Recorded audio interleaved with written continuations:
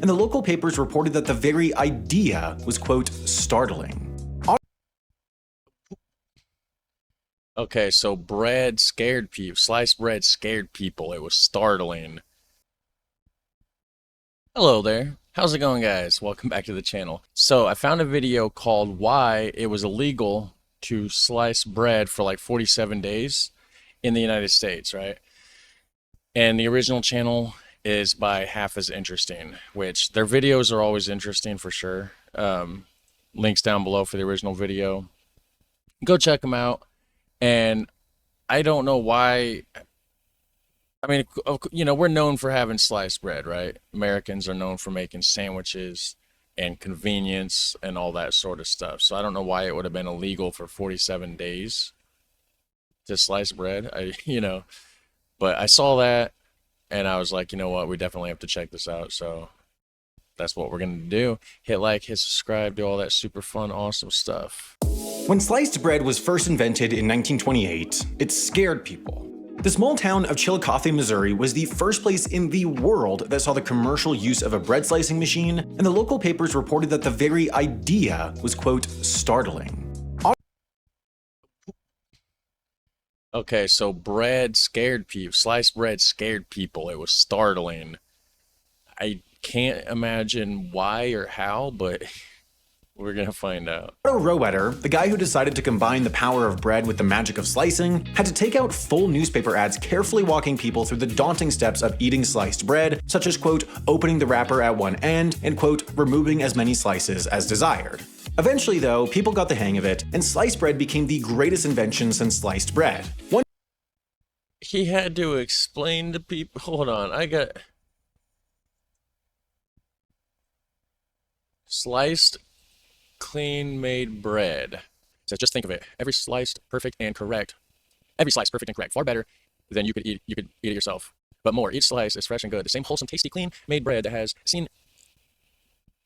It's hard to read. It's small and fuzzy. It has won so many friends. By a patented process, the loaf is held firmly together and will remain fresh as long as any uncut loaf. Yeah, because the preservatives. Remove as many slices as you desire, and still the loaf is held firmly together. We are proud to offer you this service, which is easily the greatest single improvement in the baking industry. Once you have used a loaf of clean-made sliced bread, you will say, I wouldn't buy my bread any other way. There was a time when you ground your coffee, now you buy it ground. Well, this is the same sort of sensible, logical improvement. It is indeed a fine product, solely a better way. Very interesting. Putting the wrapper at one end and, quote, removing as many slices as desired. Eventually, though, people got the hang of it, and sliced bread became the greatest invention since sliced bread. Wonder Bread, the first major brand to start slicing their bread, soared in popularity, and by the early 1930s, only a few years after its invention, nearly 80% of all bread sold in the United States was pre-sliced. Everything was looking great for the future of sliced bread, but then, in 1943, for a harrowing 47 days, the US made sliced bread illegal. Something to do with the war, I guess, right? I would assume it's in 1943. Why? Well, it's a bit of a long story.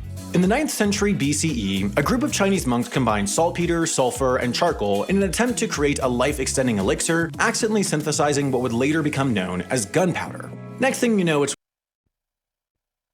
They were trying to make a life-altering or like a life-lengthening thing and made gunpowder. That's crazy. World War II. Things are really bad. Not only is Hitler fully alive and doing stuff, but the cost of consumer goods is skyrocketing. International shipping lanes are interrupted, and manufacturing resources around the world are diverted away from producing consumer goods and towards producing axes, or whatever it was that people were killing each other with. Yeah. Now, when this economic crisis finally hit the US, the American government did what they normally do to combat a collapsing supply chain and out-of-control inflation. Absolutely nothing.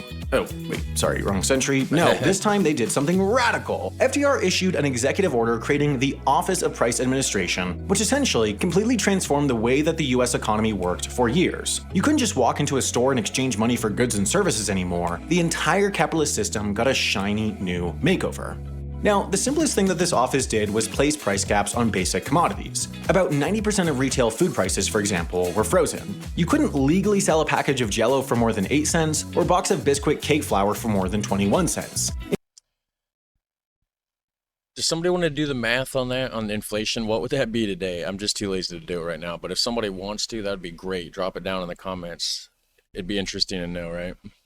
Even if you were especially impressed with the package of Bisquick, you couldn't legally pay more than 21 cents for it either. But this is where things get a little more complicated. Economics are not as simple as freezing the price of Jell-O, kicking your feet back, and hoping that everything just kind of sorts itself out. There's a little thing called supply and demand, which, if you don't know what that means, you can find out really quickly by going to reddit.com/r/libertarian and saying that Starbucks baristas should be able to afford a one-bedroom apartment.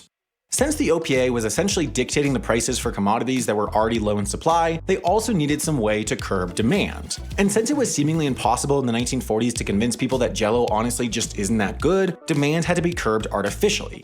Wait, hold on. What did it say? Supply, they also needed some way to curb demand. And since it was seemingly impossible in the 1940s to convince people that Jell-O honestly just isn't that good, Is it because it was pushed, like everything was made out of Jell-O? I don't get that. I mean, I think Jell-O's okay. I mean, it's not, I don't just go searching for Jell-O, but like if it's there, I might eat it. It's okay. I mean, it's all right. demand had to be curbed artificially. This was done with the creation of a new currency, ration points.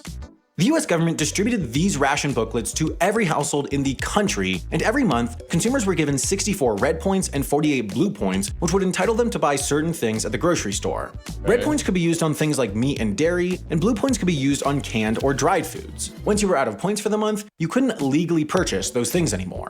Now, Wow, I've never heard of that. I mean, I knew that there was like a a situation during the war times and stuff, with the economics and all that, being not so good, of course, but I never heard about the rationing. That's interesting. now, you're probably wondering, what does this all have to do with sliced bread? Well, Yeah. an important caveat of this rationing system is that not every food was rationed. Certain basic staples, namely bread, were heavily relied on during these years and made up the bulk of people's daily calories. That meant that for the federal government, keeping bread prices down was particularly crucial to keeping people alive. But in early 1943, the OPA was forced to authorize a 10% increase in the price of flour, which all you breadheads out there might recognize as one of the main ingredients in bread.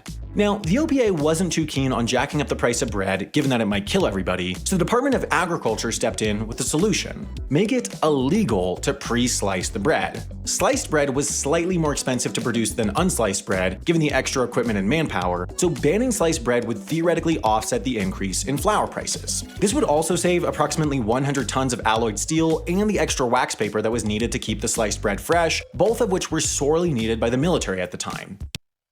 Yeah, exactly. I was right. It was definitely something to do with the war. So, because it was more expensive, they could offset the cost of raising the price of flour. Huh.